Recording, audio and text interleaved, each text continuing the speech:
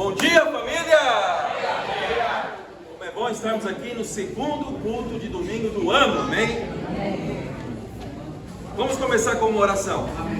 Deus e Pai, muito obrigado pelo seu amor, esteja conosco, anima nossos corações, por favor, Deus.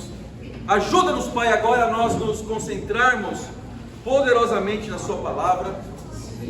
Que nós, Pai eterno, saiamos daqui com decisões, mas também animados, Pai, cheios de esperança, Deus, a prestarmos atenção nos detalhes de nossas vidas, nos detalhes do Senhor, Pai, porque sabemos que todos esses detalhes fazem muita diferença. Obrigado por tudo, perdoe nossos erros, nossas falhas, nos conduza, Pai eterno, no caminho do Senhor, Pai, tenha misericórdia de cada um de nós, por favor, Pai eterno. Nós temos um coração tão mau, Pai, só o Senhor tem um coração bom, Deus, e queremos imitar o seu coração, Pai eterno, por meio de Jesus aqui na terra, Pai. Obrigado por tudo, em nome de Jesus que oramos, agradecemos, amém. Amém. Quero primeiro começar a dar as boas-vindas a algumas pessoas aqui, amém? Especialmente nossos irmãos de São Paulo, que nós temos o Rodrigo aqui e a Amanda também. A Amanda é da casa, não, ela está aqui. Mas o Rodrigo, a primeira vez que ele veio para o Rio de Janeiro, e eu me lembro quando ele estudou a Bíblia, eu tive o privilégio de estar no último estudo com ele, na Bíblia, não? E uma coisa interessante do Rodrigo é que ele já sabia responder as perguntas do batismo antes mesmo de nós falarmos para ele como tinha que ser. Então acho que ele vinha nos cultos, reparava, prestava atenção, ele prestava atenção nos detalhes. Eu acho que ele viu outras pessoas sendo batizadas e prestou muita atenção. E esse é o tema de hoje, preste atenção nos detalhes, amém? Preste atenção nos detalhes. Aconteceu uma situação comigo quando eu era solteiro ainda no reino. Eu fui batizado em 94, mas eu já conhecia Maria José. E eu queria impressionar Maria José. Então, eu conheço alguns irmãos do reino que querem impressionar alguém para poder pedir namoro depois. E ela tinha acabado de chegar de Minas Gerais, ela nunca tinha morado em São Paulo, não conhecia bem São Paulo. Eu queria impressionar, eu pensei comigo assim: Maria José vem de Minas, então ela gosta de queijo. Eu tive um bom raciocínio, né? E uma boa intenção, né? Daí tinha uma pizzaria, até hoje eu lembro o nome da pizzaria, tem tudo a ver com o Rio de Janeiro, chamada Urca. É verdade. E uma pizzaria Urca na Avenida Paulista. E então, o que eu fiz? Eu marquei uma saída com ela. Mas antes dela chegar, o que eu fiz? Eu já conversei com o pessoal lá da pizzaria para que quando ela chegasse a pizza já estaria lá, tudo já estivesse pronto para não ficar esperando na mesa, né? Então eu cheguei antes, pedi uma pizza de 4 queijos, porque mineira gosta de queijo, né? E pedi um suco de maracujá. Daí eu falei as características físicas da Maria José. Quando ela chegar aqui, sentar aqui na mesa, já tragam já a pizza e já tragam um suquinho de maracujá para ela. Eu queria tranquilizá-la, mas também queria ficar tranquilo também, porque também pedi maracujá para mim. Então, quando ela chegou ali, já veio a pizza. O garçom abriu assim para servir, ela olhou aquela pizza e fez uma cara de reprovação. Ai, meu Deus. Poxa, Maria. Eu falei: o que aconteceu, Maria José? Daí depois jogou um suquinho de maracujá. Eu não gosto de maracujá. Porque se você conhece Maria José, sabe que ela é muito autêntica. E ela muitas vezes fala o que ela pensa. Ela pelas expressões dela, ela fala, né? E daí eu olhei para ela assim: mas você não é mineira? Que inteligência, né? Raciocínio lógico, né? Então assim nós somos os homens, né? Tem muito raciocínio lógico, mas pouca sensibilidade muitas vezes. Minha sensibilidade era como de um elefante numa lojinha de cristais. Pouca sensibilidade, né? Então, o que eu aprendi com essa situação? Eu devia ter conversado com as amigas dela antes. com as irmãs que moravam junto com ela na República das Irmãs antes, eu tinha que ter preparado, pensado nos detalhes antes, e não já tomado algumas decisões. Acabei passando vergonha, foi uma péssima experiência. O discipulado me ajudou muito depois, mas eu aprendi com a situação. Espero que eu tenha aprendido com a situação. De vez em quando eu erro ainda um pouquinho. Aprendeu. Obrigado. Moral da história: se você quer fazer algo bem feito, muito bem feito, conheça os detalhes antes de investir a sua vida nesse algo. Conheça os detalhes, amém? Para quê? Para não passar vergonha. Stefan Kanitz, um filósofo, ele disse o seguinte, olha que interessante: não são os grandes planos que dão certo, mas são o quê? Os pequenos detalhes. Não são os grandes planos, mas os pequenos detalhes. Ponto número 1. Se você quer ter grandes feitos, preste atenção nos detalhes da sua vida primeiro. Preste atenção nos detalhes da sua vida. Um outro grande filósofo, que não é filósofo, mas é um grande cantor e compositor brasileiro, conhecido mundialmente, já disse em uma das suas músicas a seguinte frase: detalhes tão pequenos são coisas muito grandes para esquecer. Ou seja, os detalhes são muito pequenos. Como cantor eu sou um bom pregador, né? Então, mas são coisas muito grandes. Coisas muito grandes. Vamos abrir a Bíblia, amém? Hebreus 4, versículo 13.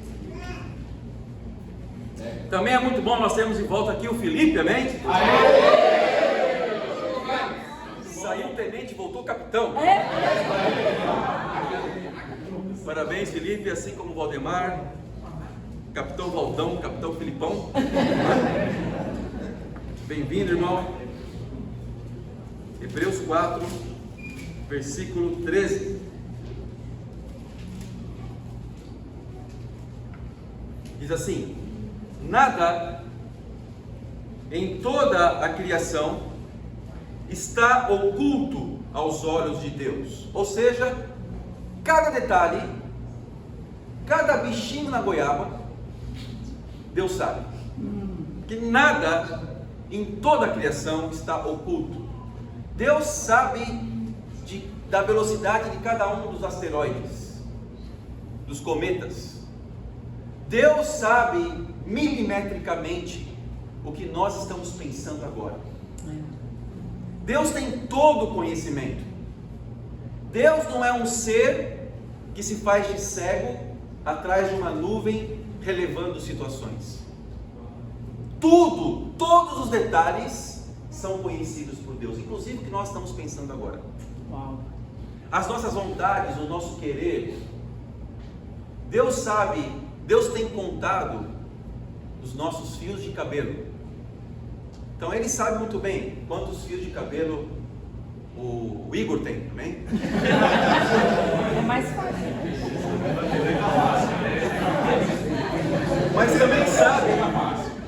Mas também sabe quantos fios de cabelo Maria José tem. Então, não importa a quantidade, o importante é que Deus tem conhecimento de tudo. Continuando. Tudo está descoberto e exposto diante dos olhos daquele a quem havemos de prestar o quê? Contas. Então, nós vamos prestar contas a um ser, Deus, que nós chamamos de Pai, que sabe de tudo. Ou seja, não vamos conseguir esconder nada de Deus. Nós escondemos coisas das pessoas, nós escondemos coisas de nós mesmos, passamos por cima de situações, colocamos para debaixo do tapete muitas situações, muitas coisas, mas Deus sabe do detalhe de tudo. Deus sabe cada pensamento impuro, Deus sabe cada mentira, Deus sabe cada manipulação, Deus sabe daquilo que nós temos vontade de fazer, as coisas erradas. Deus sabe aquilo que nos tenta a fazermos coisas erradas. Deus tem esse conhecimento. Então, não vale a pena escondermos. É verdade. E Deus nos dá uma oportunidade de nós confessarmos a Ele, não porque Ele não sabe. Se você não sabia disso, quando nós confessamos nossos pecados a Deus, não é mostrar para Deus o que nós temos feito de errado, para Deus ter ciência disso, ter conhecimento disso. Lógico que não, né? Deus já sabe. Deus já sabe até o momento que nós vamos confessar. Deus é um Deus do passado, presente e futuro. É um Deus todo-poderoso. É um Deus inigualável. É um ser eterno. Ele não é somente infinito. Ele é mais que infinito. Ele é eterno. Por quê? Porque o que é infinito pode ser que tenha tido um começo, mas não tem um fim. Mas Ele é eterno. Ele sempre existiu. Ele não teve um começo. Ele existiu durante toda a eternidade. Ele sabe de mistérios que nós ainda não sabemos. A ciência, ela tenta explicar o que Deus já sabe.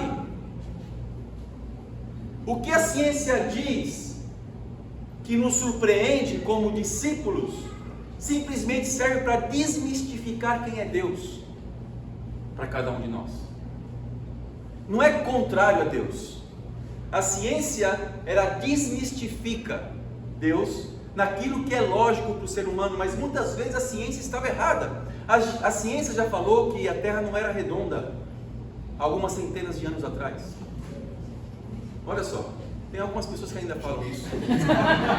Não estou aqui para gerar debate sobre isso, não. Mas imagina, a ciência já errou muito, queimava pessoas que diziam o contrário a isso. Giordano Bruno foi um deles, um cientista napolitano da terra do meu pai, lá na Itália. Então ele foi queimado por causa disso. Ele foi morto porque ele falava que a terra era redonda. Olha que interessante. Então a ciência vai errar muitas vezes, mas Deus nunca erra. Deus tem todo o conhecimento.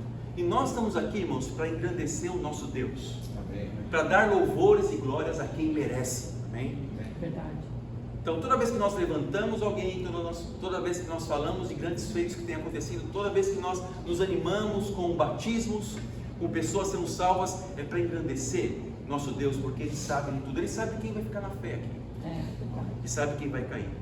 Ele sabe quem vai cair e depois vai ser restaurado.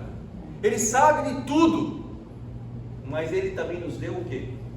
Um livre arbítrio, por opção dele.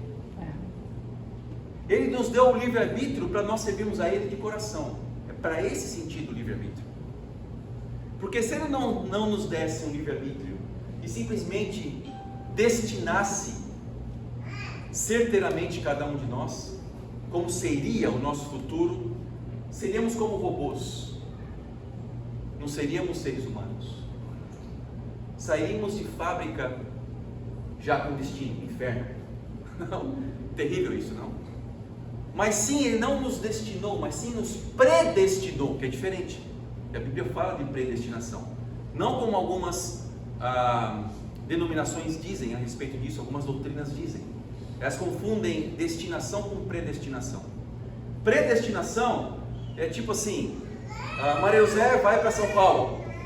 Então ela vai pegar um ônibus predestinado a ir para São Paulo, mas não necessariamente ela vai saber se vai chegar em São Paulo. Então nós aqui fomos predestinados a Deus para sermos salvos, mas vai depender do nosso livre-arbítrio, das nossas atitudes, do nosso conhecimento, para saber se nós vamos chegar nesse destino verdadeiramente ou não. Porque um ônibus pode furar o pneu, infelizmente pode tombar, pode acontecer muitas coisas, pode ser sequestrado no meio do caminho, em vez de ir para Belo Horizonte, pode ir para São Gonçalo, pode ir para outros lugares. Não sei. Muitas coisas podem acontecer. Mas, o que? Depende de nós, porque a Bíblia fala que Deus age muitas vezes como, nós agimos como cooperadores de Deus. Uma cooperação, não? Esse é o livre-arbítrio, porque Deus quer que nós o sigamos o quê? De coração, por livre e espontânea vontade, amém? Então, irmãos, esse é o nosso Deus. Ele sabe dos detalhes. Então não vale a pena seguirmos nossa vida tentando esconder as coisas de Deus. E a primeira pergunta que eu faço para cada um de vocês: o que você tenta esconder de Deus? Ou o que você tem escondido de Deus? Sim. Deus nos deu uma ferramenta chamada de discipulado. E a Bíblia fala de discipulado. Não é o tema de hoje, amém? Nós podemos falar um pouquinho sobre discipulado em outras ocasiões, principalmente você que nos visita. O que é o discipulado? Discipulado é uma oportunidade que Deus nos dá para conversar com alguns irmãos aqui, com a Bíblia aberta, e falar do nosso coração à luz da Bíblia. Não à luz das nossas experiências, não à luz do nosso conhecimento, das nossas tradições, quer sejam elas filosóficas ou religiosas. Deus nos dá a oportunidade de abrirmos a Bíblia tal qual ela é, amém? Amém. E por meio da palavra de Deus, falarmos o nosso coração e abrirmos para que ele possa ser transformado pela palavra de Deus, e que Deus possa usar alguém para me ajudar a isso. E Deus tem me ajudado muito no discipulado. Então, eu sem discipulado sou um homem perigoso. Todos nós somos perigosos aqui, sem discipulado, porque nós precisamos de pessoas que nos ajudam a nos mantermos firmes no caminho de Deus, amém? Precisamos do discipulado. Eu falei muito sobre isso no culto passado, o quanto vale a pena abrirmos a nossa vida, falarmos em detalhes para que Deus possa agir. Mas tem algumas pessoas que pensam assim: eu posso fazer isso somente eu mesmo, e ponto. Eu posso chegar no meu quarto, na minha casa, abrir a Bíblia, ler a Bíblia e tomar as decisões que eu preciso, sem ninguém falar para mim o que eu devo fazer.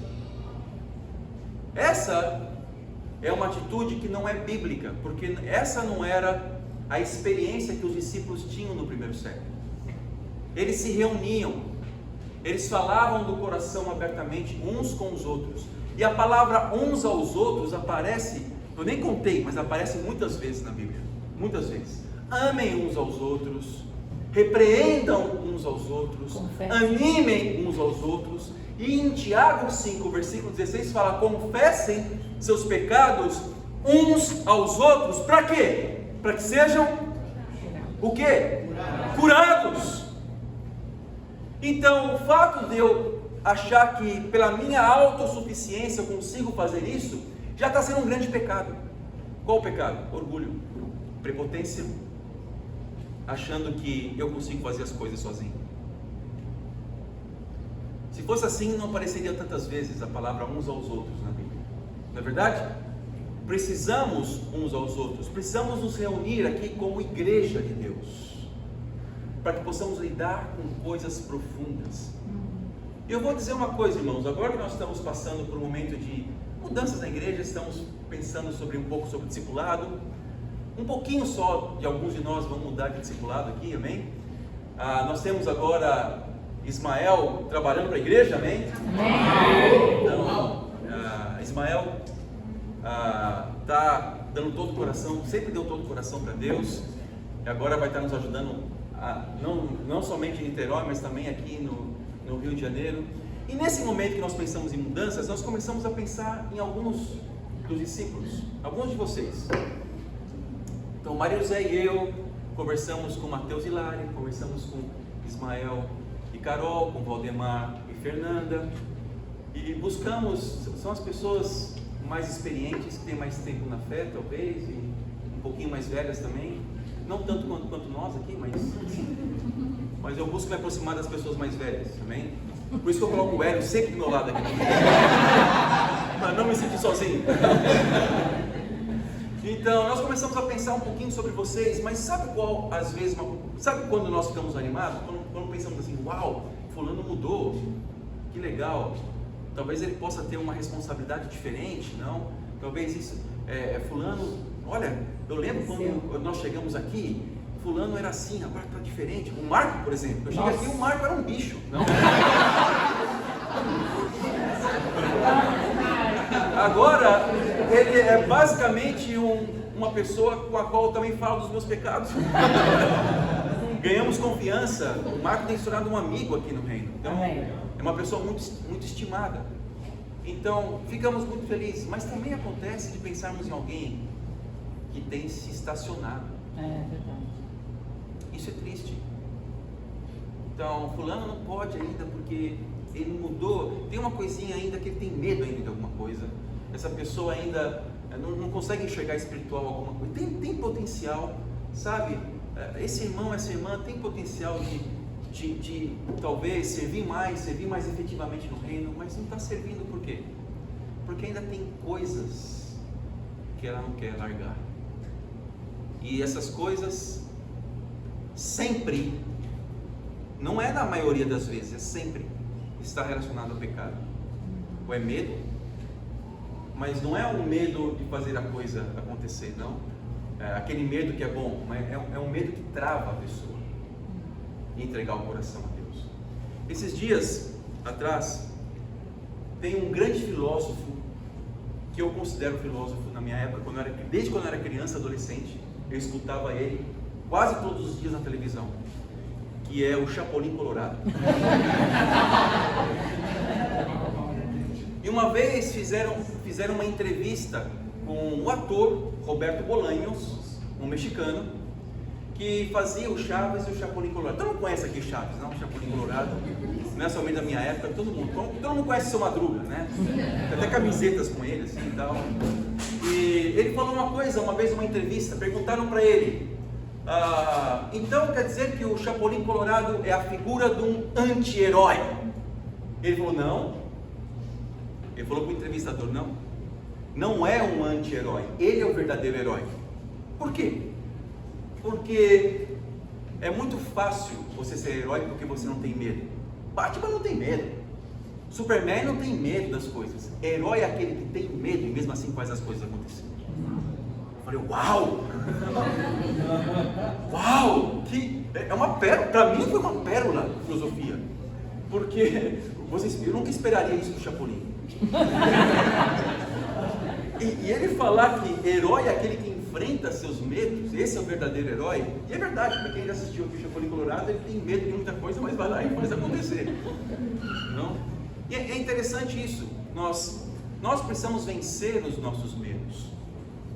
Mas é muito triste quando nós pensamos em algumas pessoas. Nós queremos, na verdade, não colocar um peso sobre você. Se você está sentindo que você não está crescendo espiritualmente como deveria crescer, nós não queremos colocar um peso sobre você, nem é da nossa parte fazer isso, mas queremos ajudar, servir de instrumentos nas mãos de Deus, para que você possa vencer os seus medos, vencer um orgulho, vencer um trauma que vem acompanhando há muito tempo, vencer, sei lá, o que você tem trazido de bagagem do mundo, para que você possa servir a Deus. Por quê? Porque você deve sofrer muito, sabendo que tem potencial e não está entregando todo o coração a Deus.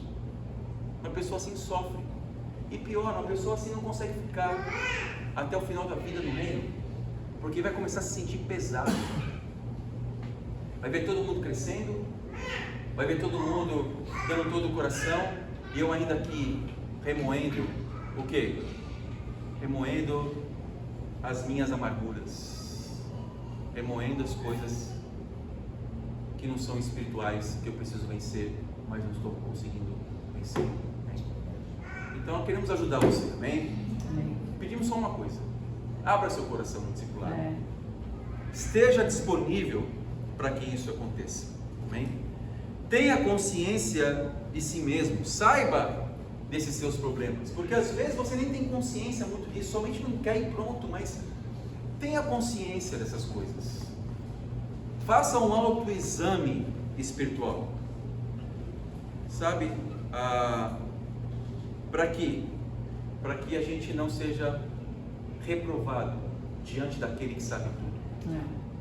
Ele sabe todos os cantinhos mais obscuros de nossa vida, que a gente não deixa as pessoas penetrar, amém? Nos ajudar. Sim. Daí, Deus tem me ajudado muito por meio do discipulado. Num dado momento, e se tem uma coisa que mexe muito comigo, é em relação aos meus filhos. E eu lembro uma situação que eu fui muito, mas muito discipulado pelo Raul, que é meu discipulador. Eu estava indignado porque deram um conselho para meu filho desmanchar o namoro dele na época, por causa de uma situação que aconteceu, que acontecia com muitas outras pessoas, mas no caso dele eu pensei na época, foram muito duros com ele, porque nem todo mundo que passa por uma situação ou tem esse tipo de pecado depois se arrepende precisa desmanchar o namoro. Não era uma coisa assim que eu considerava tão absurda. E ele desmanchou o namoro. E eu sei que meu filho precisava namorar para estar estável emocionalmente, porque o Lucas, não estou aqui para confessar os pecados dele também, mesmo porque acho que toda a igreja sabe. Conhecem bem. Então tem muita impulsividade para as coisas. Então eu falei assim, olha, para o mundo engolir ele precisa estar namorando, ele precisa. É diferente da Isabela, né? Eu sou pai de um menino e uma menina, né? Então, normalmente no mundo, um pai de uma menina não quer que a menina namore cedo, mas quer que o menino namore cedo, não? E esse era um outro aspecto também, né? Que na época também mexia muito comigo. Mas eu fiquei indignado, eu liguei para o Raul, eu falei, o discipulador dele não era do Brasil, era lá de fora, e eu falei muitas situações. O Raul me discipulou tão sério, falando do meu medo, do meu orgulho, da minha falta de confiança em Deus, e ainda que eu me sentisse injustiçado, Cristo também se sentiu injustiçado, eu não estava imitando Cristo, isso colocava em dúvida, em xeque, se eu realmente era um discípulo de Jesus. Uau! Daí meu coração foi querer ficar revoltado contra o meu discipulador que me ajudava na época. Mas eu pensei assim, será que é um bom negócio? Se eu não estou sendo espiritual, pelo menos seja inteligente. Ao menos. Então eu comecei e eu, em vez de ajuntar amarguras no meu coração, amarguras no coração da minha esposa, ou mesmo no coração do meu filho, eu resolvi me submeter a Deus. Foi uma época muito difícil para mim, mas Deus abençoou bastante depois. Mas eu acredito que eu precisei mudar meu coração antes. Não? E eu fui muito orgulhoso, muito arrogante. Eu estava enxergando a igreja muito mais como um clube, não? E não como o reino de Deus. E isso foi muito ruim para mim na época. Graças a Deus, ainda bem que eu tive um discipulado justo, que me amou e falou a verdade, senão não estaria aqui hoje. Eu estaria cheio de dúvidas e de amarguras no meu coração.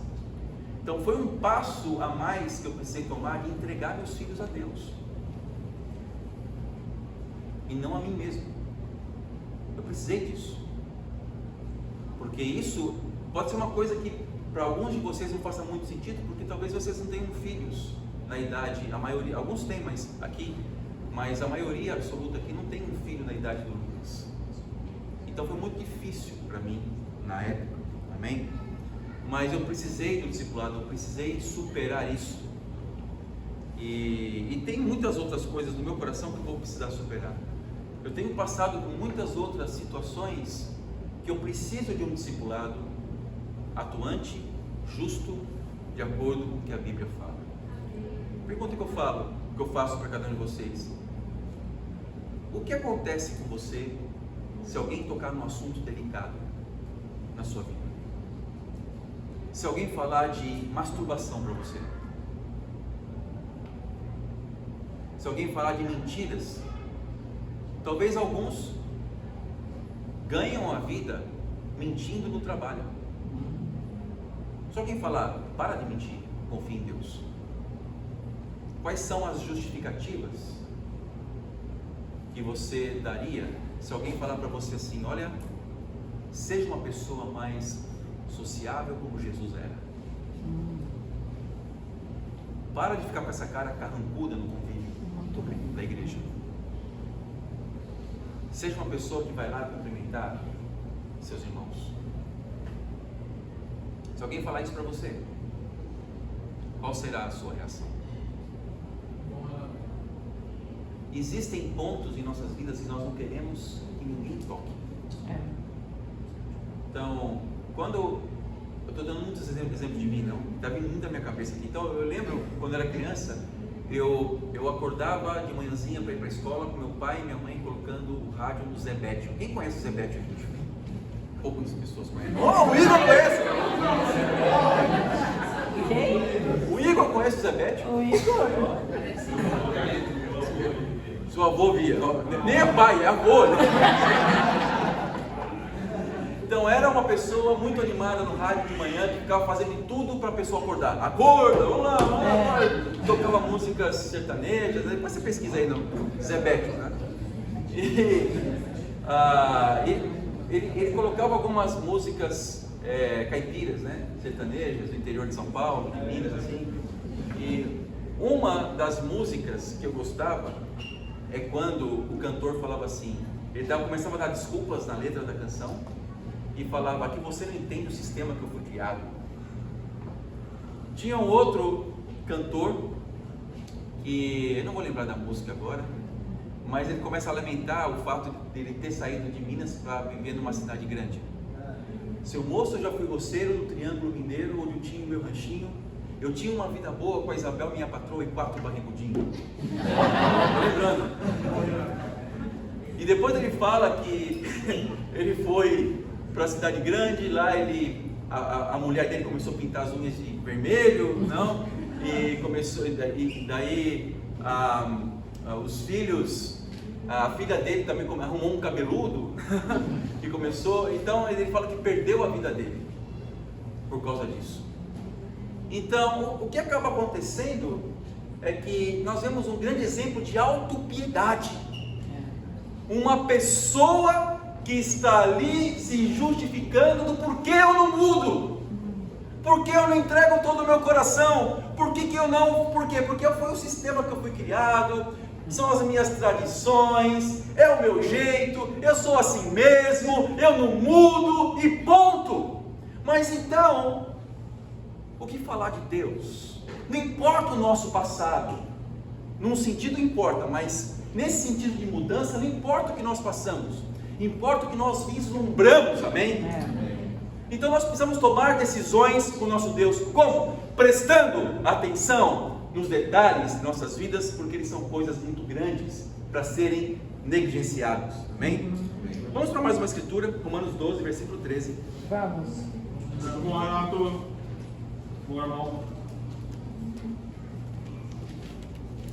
Romanos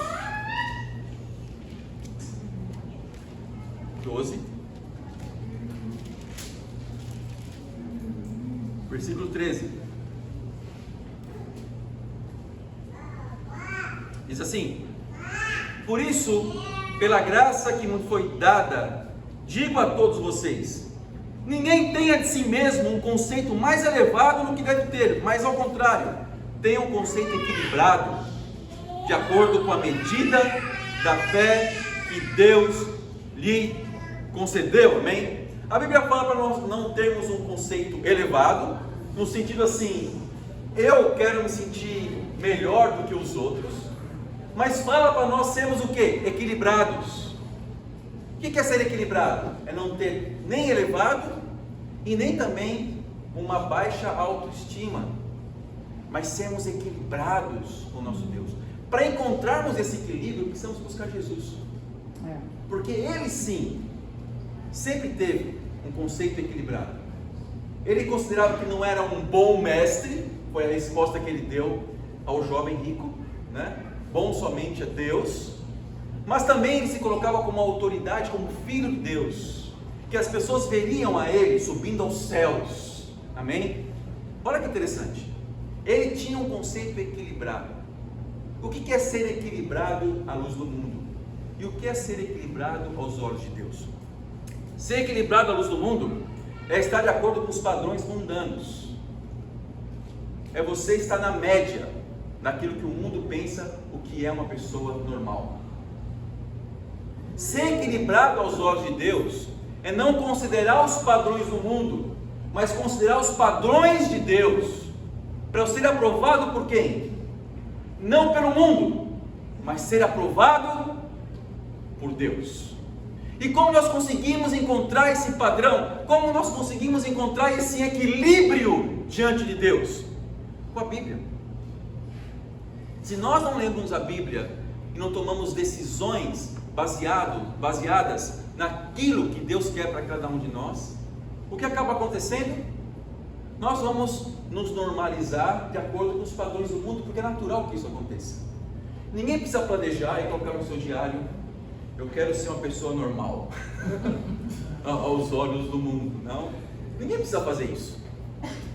Nós temos sim que nos dedicar, nos disciplinar a sermos pessoas equilibradas aos olhos de quem?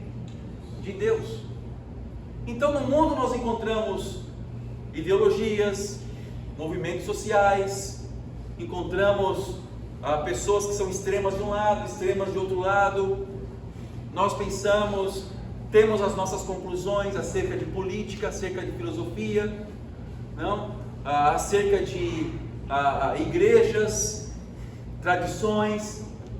Pensamos isso de pessoas que professam uma fé completamente diferente da nossa. Pensamos aquilo de pessoas que estão mais semelhantes a cada um de nós. E aí tomamos algumas decisões, conclusões, achamos que é normal muitas vezes alguns tipos de pecado, porque o mundo considera normal. Mas se eu for para a Bíblia, o que é ser equilibrado aos olhos de Deus? Isso precisa de coragem, porque nem sempre o que nós consideramos bíblico vai ser aceito pelo mundo. Podemos ser perseguidos, e somos, por estarmos num padrão diferente do padrão mundano. Mas será que eu tenho essa coragem de tomar posição daquilo que Deus acha que é correto? Então eu tenho uns desafios para cada um de nós, amém? Qual o desafio?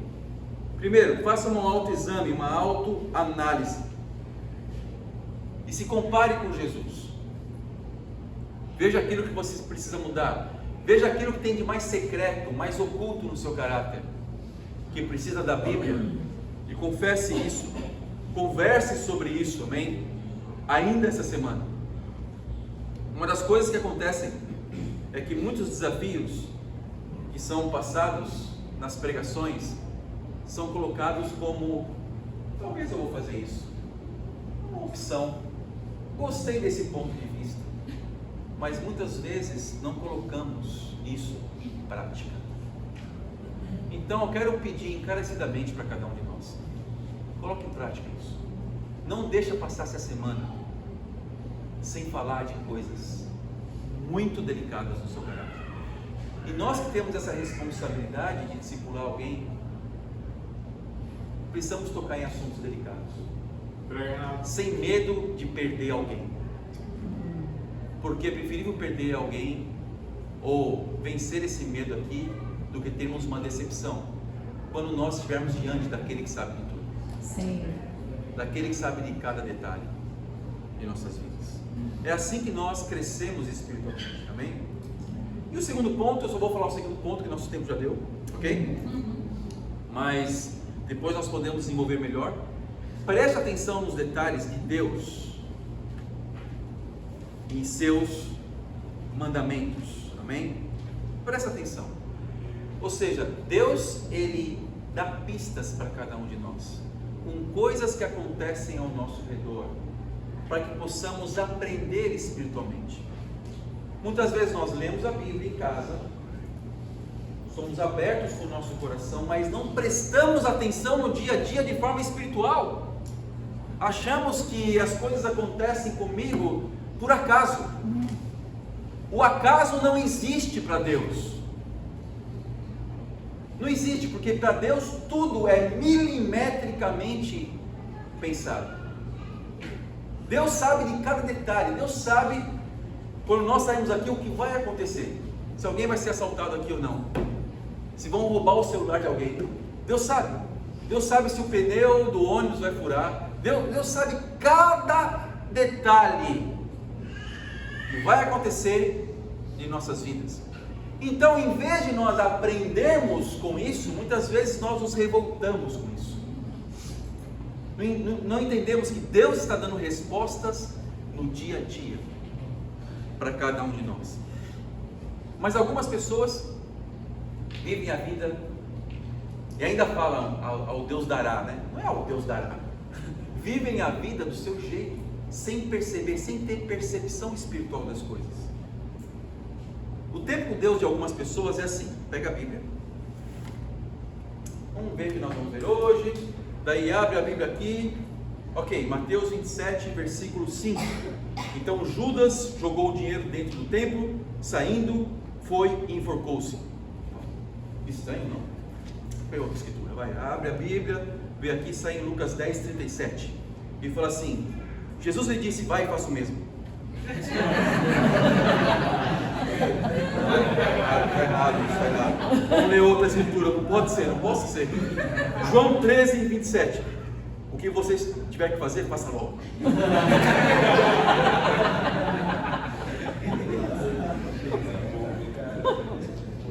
Deus não é aleatório, Deus é certeiro, amém? Vamos entregar toda a nossa vida a Deus, pensando em cada detalhe. Foi isso que os grandes homens, grandes profetas, grandes patriarcas fizeram no passado, amém? Quando eles recebiam uma incumbência de construir uma arca, cada detalhe da arca era importante. Construir um templo, cada detalhe do templo era importante. É assim que Deus age. Cada situação é importante e precisamos perceber o que Deus faz. E temos que fazer as coisas de forma apaixonada, amém? Temos que ser apaixonados por Deus quando pensamos nos detalhes. E um exemplo disso, de uma pessoa apaixonada por Deus, que tomou uma decisão importante ontem, foi a Amanda, amém?